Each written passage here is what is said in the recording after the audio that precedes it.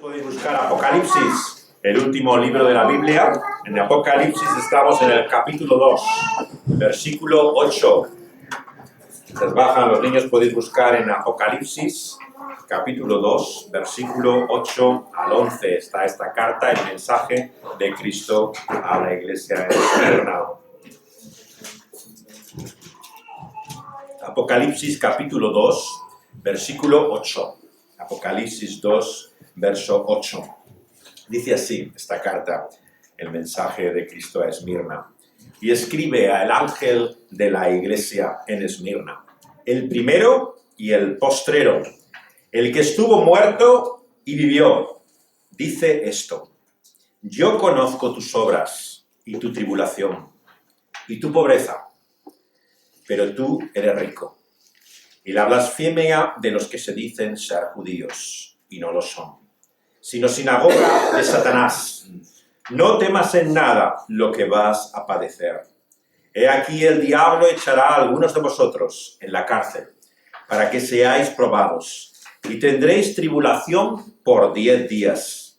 Sé fiel hasta la muerte, y yo te daré la corona de la vida. El que tiene oído, oiga lo que el Espíritu dice a las iglesias. El que venciere no sufrirá daño de la segunda muerte. Vamos a pedirle a Dios que nos hable y que se haga esta carta nuestra, que nos llevemos este mensaje cada uno de nosotros de aquí en este día. Señor, te queremos pedir que podamos recibir, Señor, así, con oídos atentos, con corazones dispuestos, esta carta, este mensaje que tú nos haces llegar aquí, Señor, con medio de tu palabra, igual que hiciste, Señor, a la iglesia en Esmirna. Te queremos pedir que podamos, Señor, hacerlo nuestro, que podamos enfrentarnos, Señor, así también a la tribulación, al sufrimiento, incluso a la muerte misma, con esa esperanza de vida que tenemos en Cristo Jesús, el que ha muerto y vivió, que volvió a la vida, que resucitó, tu Hijo amado, el Señor Jesús. En su nombre te lo pedimos. Amén.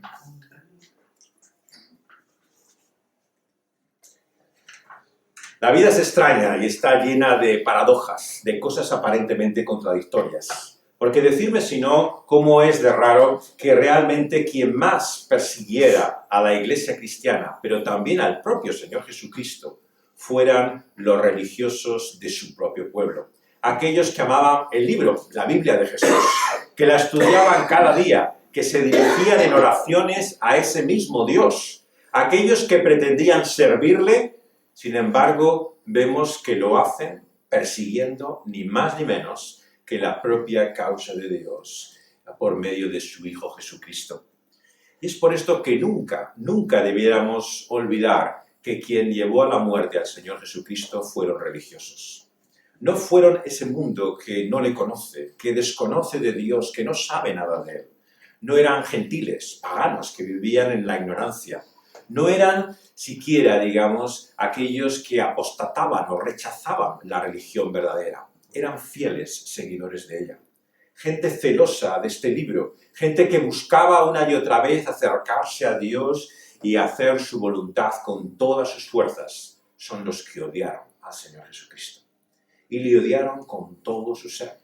Y esto es algo que nos ha de chocar, que nos ha de producir un tremendo asombro. Porque vemos como para Dios las cosas no son como parecen. La gente, normalmente el mundo, cuando ve la realidad de lo que significa hoy el cristianismo, ¿quién cree que son realmente los que están opuestos al cristianismo? Los que lo rechazan, los ateos, dirían, serían aquellos que están más contrarios. ¿Y cuántos hay cristianos también que no piensan igual que ellos? Que el gran enemigo al que nos enfrentamos en este mundo, en este continente en el cual vivimos, son los que rechazan la propia idea de Dios, los que no pueden soportar nada que suene a religión y piensan que estos son los verdaderos enemigos del cristianismo.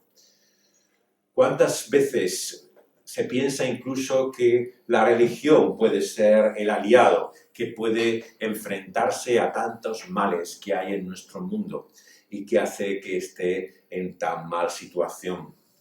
Pero quien así razona, quien así piensa, se equivoca. Porque el Señor Jesucristo nos muestra aquí en esta carta realmente qué es lo que debemos temer.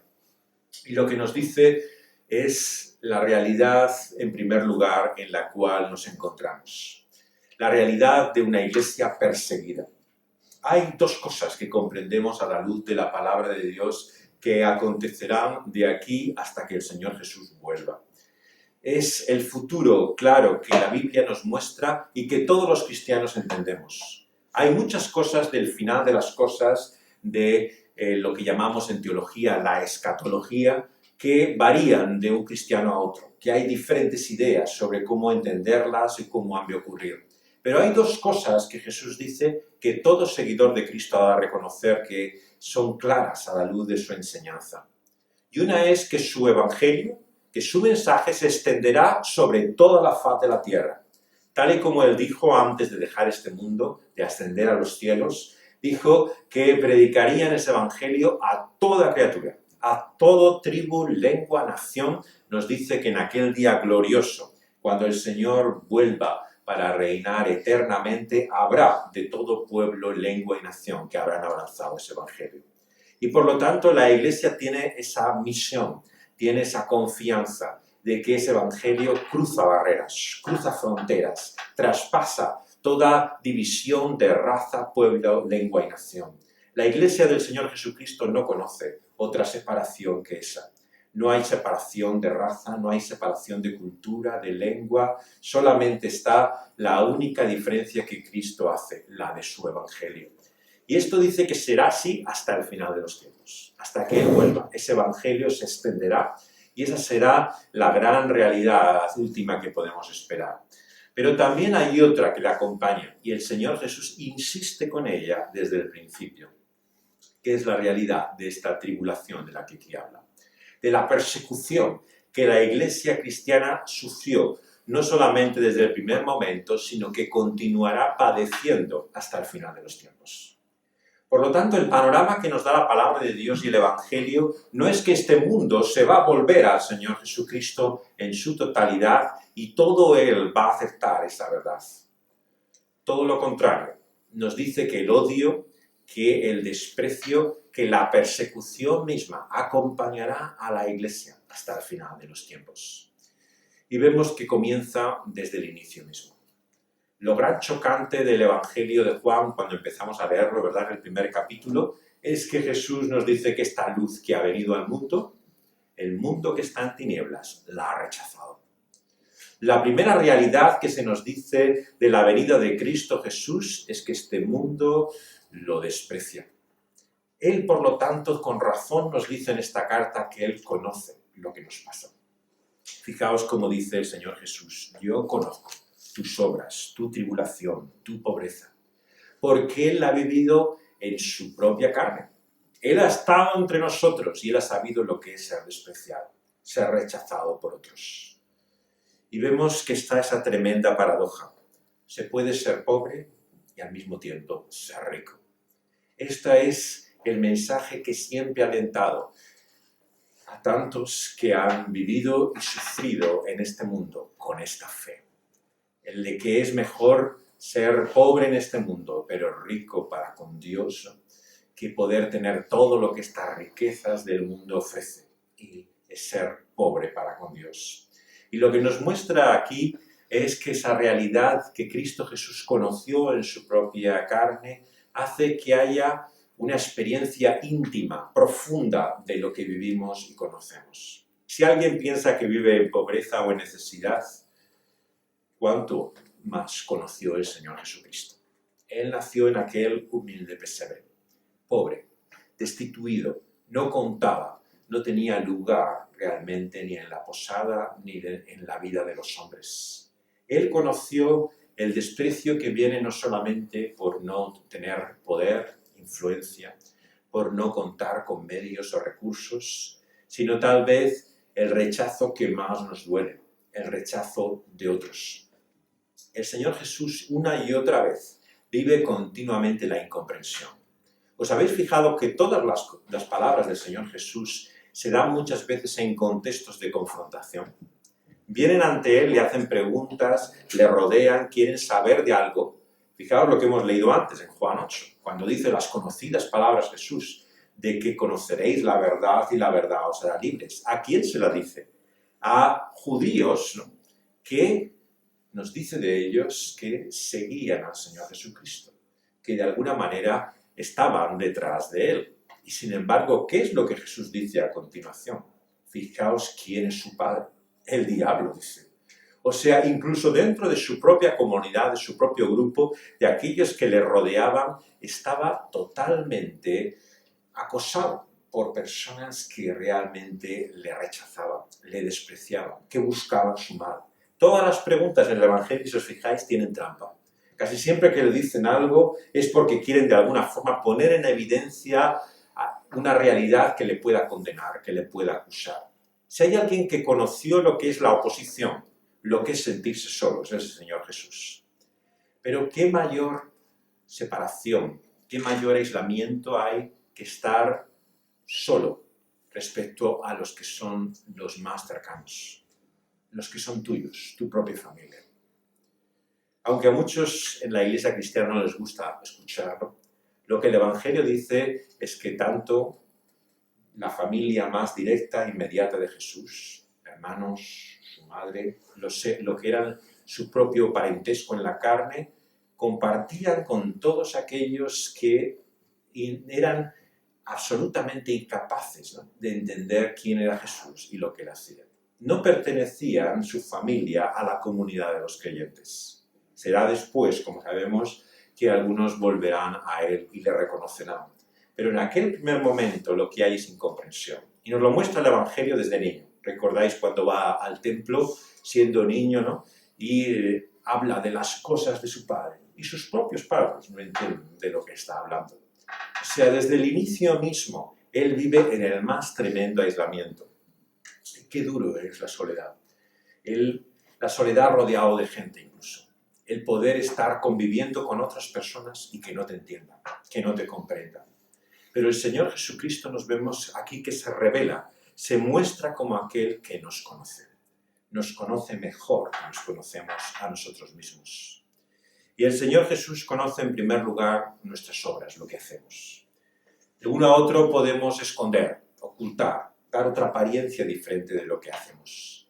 Hacer cosas públicamente y otras en privado, en secreto. Podemos hábilmente maquillar, esconder, ocultar la realidad de lo que somos. Pero Dios, que todo lo conoce, por medio de Cristo Jesús, sabe de nuestras obras. Él nos conoce. Él nos dice que conoce también nuestra tribulación y nuestro sufrimiento. Sabe del padecimiento que tenemos en esta vida. Porque en esta vida muchas veces, y es terrible decirlo, lo difícil y lo duro no es solamente morir, es vivir cada día. Realmente, muchas veces incluso la idea de morir parece un consuelo, un alivio. Cuando uno está muy mal, cuando uno está enfermo, cuando uno realmente se encuentra desesperado, anhela, desea incluso morirse. Pero vivir es una enorme carga, un tremendo peso, el peso de la vida. Algo muy difícil de llevar cada mañana. Y vemos que esto produce una tremenda tribulación, un peso y una carga tremenda. La pobreza, la falta de recursos. Una y otra vez vemos que esos recursos no son solamente materiales. Ciertamente, como dice Pablo, los discípulos de Jesús nunca han sido las personas que tenían más influencia, más medios. Dice el Señor por medio del apóstol que no sois muchos ricos, ¿no?, personas influyentes, que tenéis medios y recursos, le dice a los cristianos en Corinto. Sabemos que no era así. La mayor parte de aquellos primeros cristianos no se conocían precisamente por tener muchos recursos. Pero ¿cuántos hay también hoy en el mundo que sean seguidores de Cristo y que tengan al mismo tiempo grandes riquezas? Difícilmente. Vemos que la iglesia cristiana crece y se extiende entre el mundo y donde más fuerte es también muchas veces donde más miseria hay. Y vemos que estos que son pobres para el mundo, despreciados, los que no cuentan, el cero a la izquierda, son los ricos para Dios, los que cuentan, los que tienen verdadera relación con Él, aquellos para los cuales el Señor tiene puestos sus ojos. Y esta es la paradoja una y otra vez en la vida. Los que no cuentan para este mundo son los que cuentan para Dios. Y el Señor pone su mirada en ellos, conoce y les da esta carta que nos da también a nosotros. Y les habla de esa realidad que llama blasfema. Blasfema es cuando sabemos el nombre de Dios en vano. Pero ¿qué blasfemia es esta? La blasfemia nos dice de los que se dicen ser judíos y que sin embargo son sinagoga de Satanás. Hay referencia aquí a otras dos palabras del Nuevo Testamento. Por un lado, lo que encontramos en la enseñanza de Jesús y en los apóstoles, de que no todos los judíos son verdaderamente del pueblo de Dios. Esto lo muestra desde el principio, cuando llama a aquellos discípulos, ¿no? Y dice, este es un verdadero israelita, y reconoce a aquellos que son verdaderamente de su pueblo y a aquellos que no. Podía ser de la misma raza, tener la misma lengua, pertenecer a la misma nación, pero no todos eran iguales para él. El Señor hace una distinción espiritual entre el verdadero israelita y aquel que solamente lo es en cuanto a la sangre, en cuanto a su vínculo racial. Y por eso nos dice también que hay algunos que se dicen ser judíos, pero que no lo son realmente. No porque no pertenecieran a ese pueblo o esa raza, sino porque no pertenecen a lo que entendemos espiritualmente que es ser judío. Pero dice algo mucho más fuerte. Y yo creo que hay pocas veces en el Evangelio, ¿no?, excepto en el capítulo 8 que hemos leído, que Jesús hable tan duramente, ¿no?, como habla. Sinagoga de Satanás. Sinagoga de Satanás. Realmente el lenguaje tan sumamente ofensivo de Jesús, ¿no?, podemos imaginar cómo fue recibido, ¿no? Y lo comprendemos a la luz de Juan 8, el texto que leíamos al principio de esta reunión. Recordáis que allí se nos dice que Jesús les habla a aquellos judíos que decían seguirle, que sus verdaderos discípulos son los que guardan su palabra.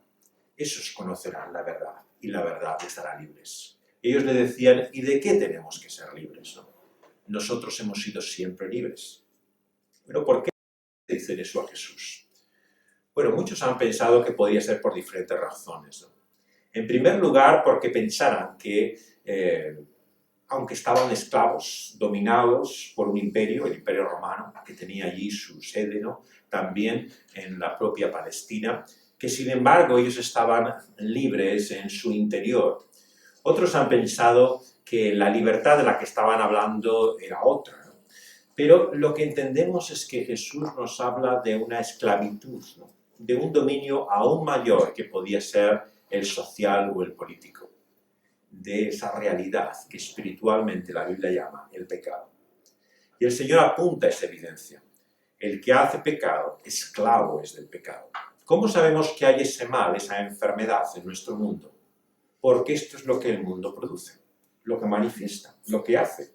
Se nos dice una y otra vez en este tiempo que el hombre es naturalmente bueno, que no hay en el hombre una maldad intrínseca, sino que somos fundamentalmente buenos en el corazón. Y sin embargo, ¿qué es lo que vemos en la vida? Mal tras mal. Lo vemos fuera de nosotros y lo vemos dentro de nosotros. Por lo tanto, quieren que creamos algo de lo que no tenemos evidencia. Pero el Señor Jesús dice, ¿cómo sabemos que somos esclavos, que estamos sujetos, que estamos dominados por el mal? Porque hacemos mal. Así de sencillo. Y por lo tanto, como dijo aquel gran escritor Chesterton, convertido al cristianismo, ¿no?, esta es la doctrina del cristianismo, que no hace falta fe realmente para creerla. Basta simplemente abrir los ojos, leer las noticias cada día, contemplar el mal que hay en el mundo. No hace falta ser creyente para comprender que hay algo que va mal en este mundo y en esta vida. El pecado es la enseñanza y la doctrina del cristianismo más evidente y manifiesta, y sin embargo más generalmente negado. Fijaos bien cómo la gente se indigna cuando le dices que el hombre es malo. Cualquier cosa te aceptarán o tolerarán acerca de Dios, de su bondad, de lo que puede ofrecer por medio de Cristo Jesús, pero que le digas que ellos son malos, realmente es algo intolerable, un insulto. Pero no es nuevo, ocurría en los días de Jesús. Y Jesús se enfrenta a esta palabra que ofende a tantos que le rodean cuando les muestra su problema. hacéis mal porque esclavos sois del mal. Y solamente el Hijo nos dice, si Él nos libertare, seremos verdaderamente libres. Y eso es lo que nos dice el Señor Jesús. Esa es la verdad liberadora. Y fijaos cómo a continuación ellos la rechazan. Y dice, vosotros pretendéis ser hijos de vuestro padre Abraham, pero si fuerais hijos de Abraham, haríais lo que Abraham hizo. ¿Qué es lo que Abraham hizo?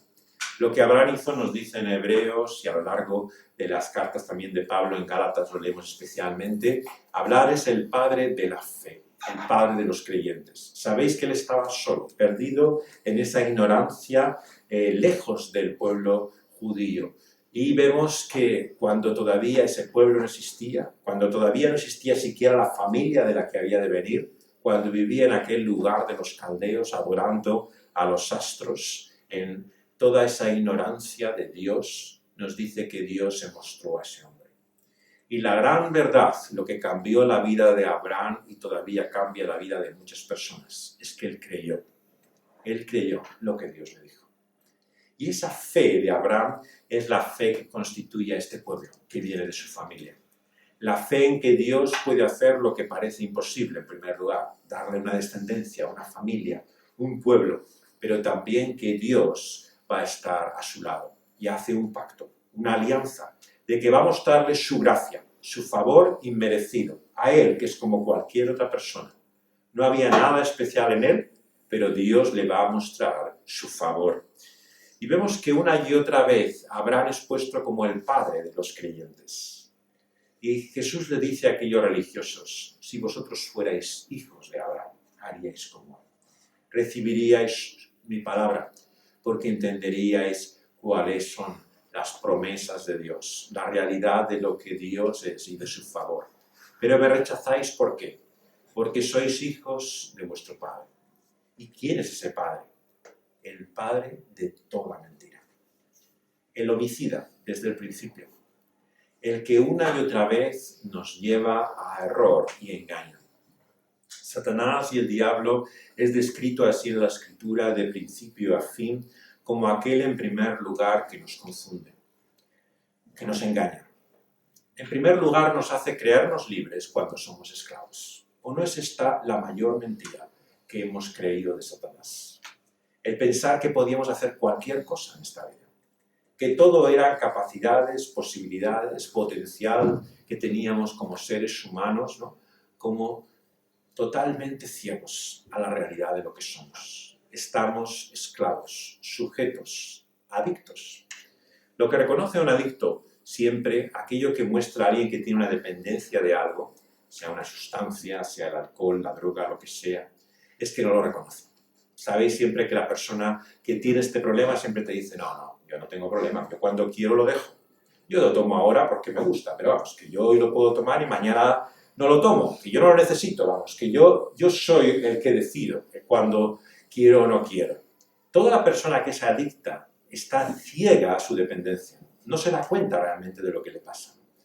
Y es por eso que no se enfrenta a su realidad, no da el primer paso para poder ser libre de ello, que es confrontar la realidad de lo que lo tiene. Por eso aquellos como en Alcohólicos Anónimos, seguramente habéis oído hablar, ¿no? Este grupo que se reúne con personas que tienen un problema con el alcohol, ¿no? Y comienzan sus reuniones, cada uno diciendo su nombre de pie y dice, yo soy alcohólico. Cada uno se identifica con su problema. ¿Por qué? Porque esa identificación es lo más antinatural que el ser humano tiene. Nadie quiere identificarse por sus problemas, ¿no? Nadie quiere decir, este es mi problema, esto soy yo. Pero sin embargo, es la verdad en primer lugar que nos libera, el descubrir quiénes somos, tal y como somos. Es como si todos lleváramos máscaras que ocultan la realidad de lo que somos por temor a lo que otros piensan, ¿no? Por temor a nuestra propia estima, ¿no? Pero solo el Señor Jesús hace que esas máscaras se caigan al suelo. Que podamos mostrarnos ante Dios tal y como somos, sin miedo, enfrentando la realidad de lo que somos.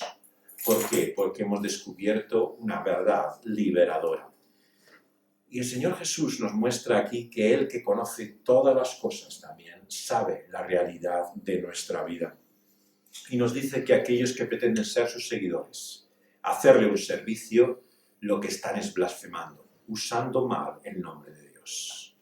¿Cuántas cosas terribles se han hecho en este mundo y en esta vida en nombre de Dios? Es realmente asombroso. Y esto es una de las mayores ofensas que Dios tiene sobre la humanidad. El que se ha usado su nombre para hacer cosas tan abominables. No hace falta mirar muy lejos, solamente escuchar las noticias cada día para ver cómo el odio religioso sigue siendo una realidad en este mundo. Personas que creen servir a Dios, ¿no? Y hacen cosas literalmente deleznables, abominables, de una crueldad terrible, y creen servir a Dios con ello. Es la ceguera de Satanás. Este engaño, estos ojos velados que hace que el hombre piensa que incluso sirve a Dios cuando está haciendo todo lo contrario. Y por esto nos advierte de estos que llama sinagoga de Satanás, que realmente están tan engañados por él que llegan incluso a matar, como su padre, homicida desde el principio, pretendiendo que sirven a Dios. Y nos dice aquí dos cosas finalmente. No temas. ¿Cuántas veces el Señor Jesús nos dice estas palabras? No temas. El Evangelio está lleno de ese mensaje que resuena en todo Apocalipsis. Una de las grandes tragedias que tiene la Iglesia con este libro, ¿no?, es que lo que produce es terror, es miedo. Y muchos lo que no quieren es leerlo porque esto lo que parece es una pesadilla.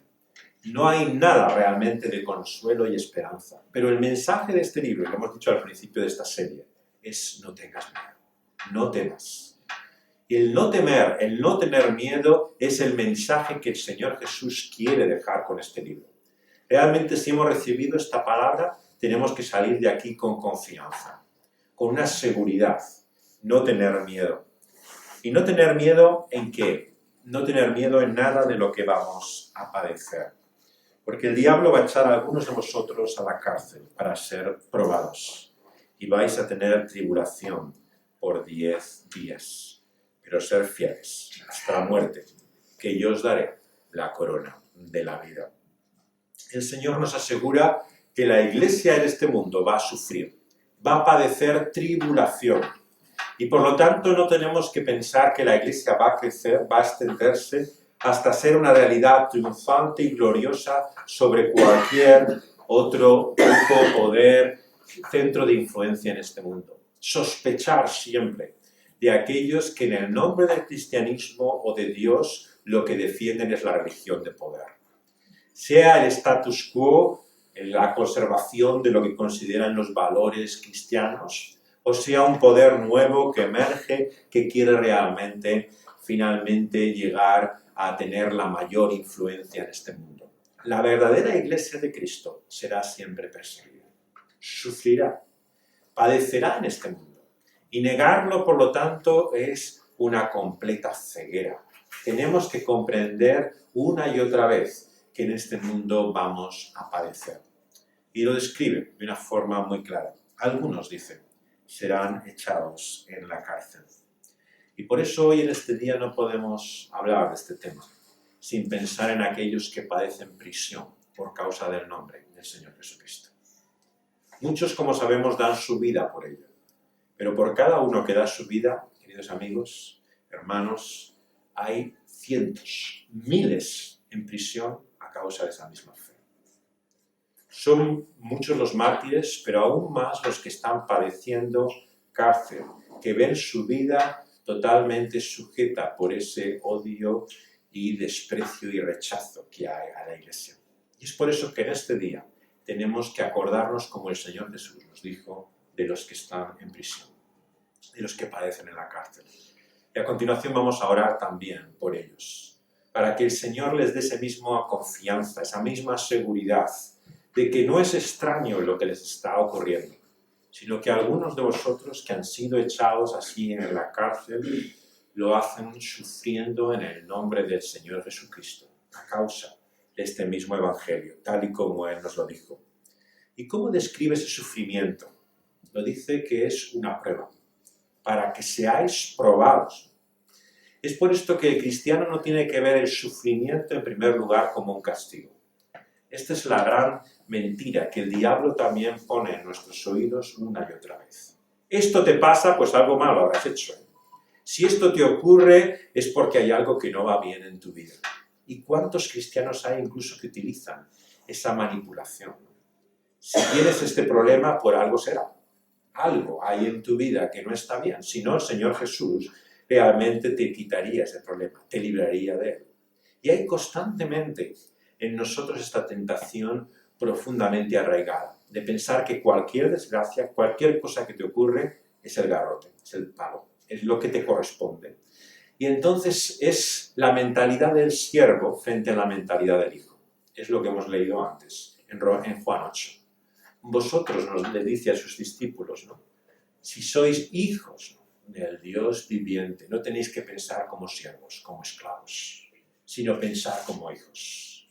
Y el hijo, cuando sufre, no es porque su padre lo rechace o lo desprecie, ¿no?, sino que es el lenguaje de la prueba.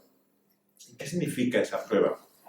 Es una prueba para nuestra fe porque pone verdaderamente en cuestión cuál es nuestra confianza realmente en Él.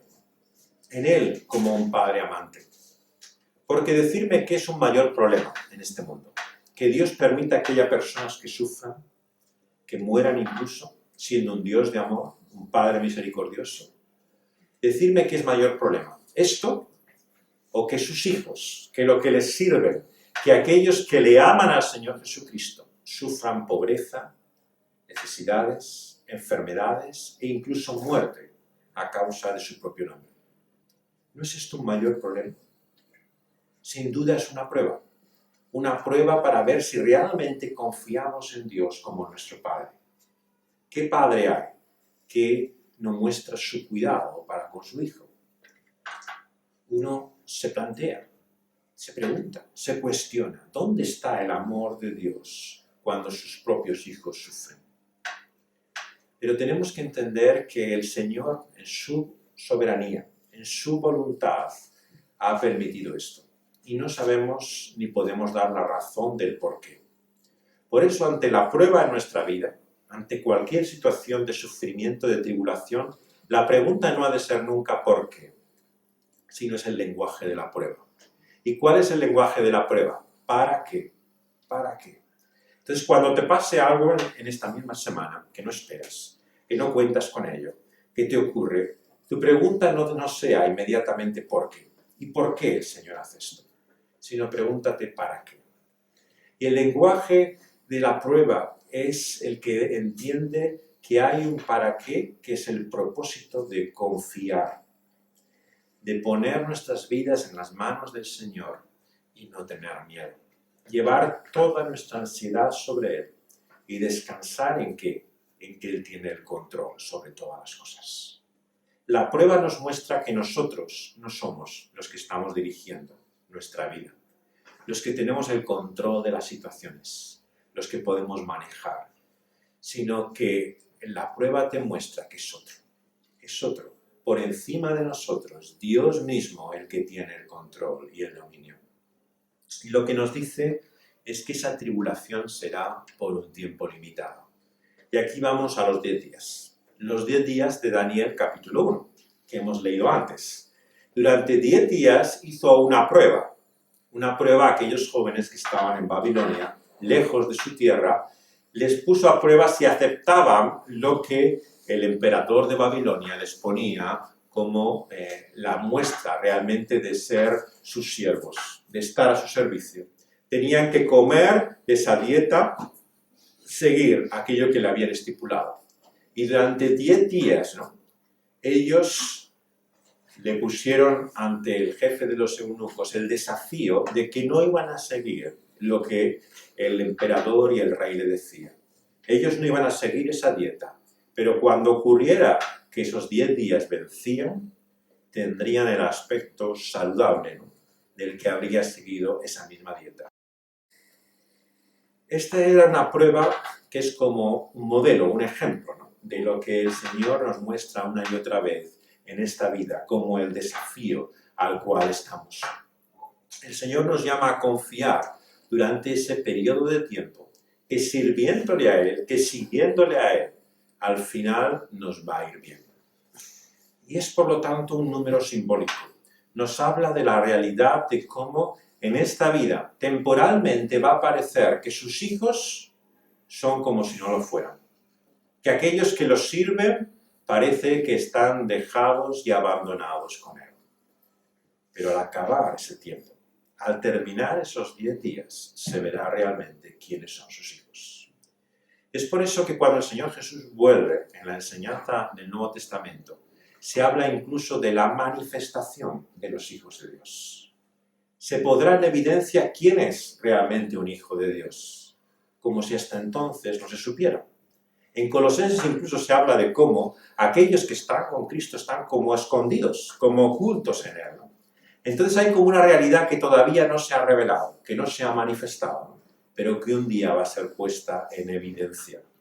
La realidad de que somos sus hijos. Y la última pregunta que nos tenemos que hacer es entonces con qué confianza, con qué fe podemos mantenernos en esa prueba y tribulación, sin tener evidencia o manifestación de que somos sus hijos. Y el Señor nos lo dice. Si somos fieles hasta la muerte, Él nos dará la corona de la vida. El que tiene oído, oiga. Oiga lo que el Espíritu dice a las iglesias. El que venciere no sufrirá el daño de la segunda muerte. En la palabra de Dios, desde el principio, desde el Génesis, se habla de 2 muertes. Y entender esto es la gran diferencia, ¿no?, que hay de tener una comprensión sobre lo que significa la muerte a no tenerla. Muchos han pensado o bien que la muerte no existe, que es simplemente una experiencia ilusoria, algo que te parece que es el final, pero no lo es, y si continúas viviendo espiritualmente, y piensan como esa muerte como la única muerte, pero también vemos desde el principio que hay otra segunda muerte. ¿Recordáis lo que ocurrió en el Edén al principio? Dios, con ese primer hombre, aquella mujer, Adán y Eva, les dice que si comen de ese fruto, ¿no?, para saber por sí mismos lo que es bueno, para conocer el bien y el mal, para tomar control de su vida, nos dice que morirán. Y claro, la historia de Génesis 3 es que comieron de ese fruto, pero no murieron. Siguieron viviendo, lejos del Edén, al este. ¿Por qué? Porque hay una segunda muerte. Hay 2 muertes. Una muerte que es la realidad espiritual, ¿no?, y una muerte definitiva. Y el lenguaje de Apocalipsis se vuelve nuevamente a esa expresión de las 2 muertes, la primera muerte y la segunda muerte. Mucha gente cree que después de la muerte no hay nada. ¿Por qué? Porque los muertos no dicen nada. La muerte es el fin, aparentemente no ocurre nada más. No conocen más que una muerte. No se dan cuenta de la realidad de esa segunda muerte de la que Jesús habla aquí. Y esta es de la que el Señor nos libra. ¿Por qué? Porque el creyente y el no creyente mueren igualmente. ¿O es que os creéis que solamente los cementerios están llenos de personas que no son cristianas? Por supuesto, mueren como cualquier otra persona. Y por lo tanto la pregunta es, ¿para qué sirve creer si vas a morir igual? Si vas a acabar igualmente como cualquier otra persona, crea o no crea, ¿de qué sirve todo esto? Pero esa es precisamente la ceguera de no entender realmente que esa muerte no es el fin. Hay una segunda muerte. Y de esta es de la que nos libra el Señor Jesucristo.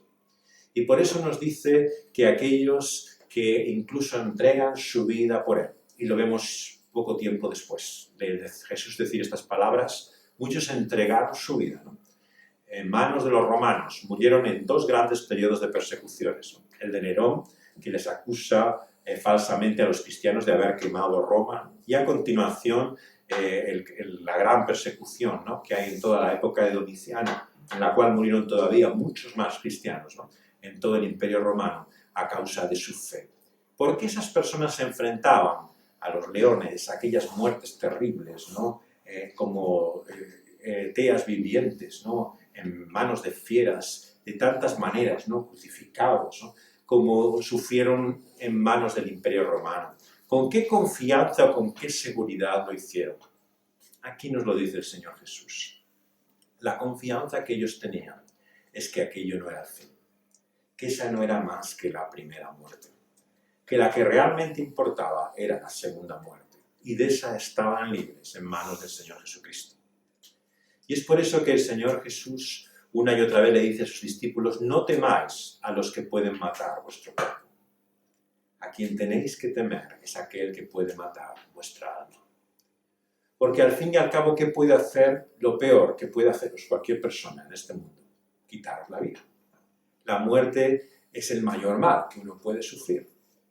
Pero ¿qué ocurriría si ese no fuera el mayor mal? ¿Qué ocurriría si incluso, si perdiendo la vida, la tuvieras? Si nadie pudiera quitarte esa vida que Dios te da por medio de Cristo Jesús. Y esa es la confianza que ha cambiado el mundo, que sigue transformando la vida de tantas personas. La de una vida que ni la muerte misma puede arrebatar, la vida que Cristo Jesús nos da. Y por eso es que, dice finalmente el apóstol Pablo, no es comparable la tribulación, la aflicción, el sufrimiento de este tiempo presente con la gloria de aquel que va a venir. Porque no tiene comparación estos 10 días en los cuales padecemos y sufrimos ahora, como si no tuviéramos conciencia realmente de la vida de Cristo, con lo que Él nos espera. Vamos a pedirle que podamos tener esa fe y confianza cada uno de nosotros.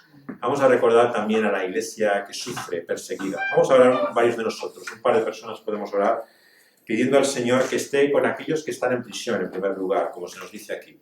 Recordar que hay algunos que han sido puestos en cárcel a causa de su fe en el Señor Jesucristo.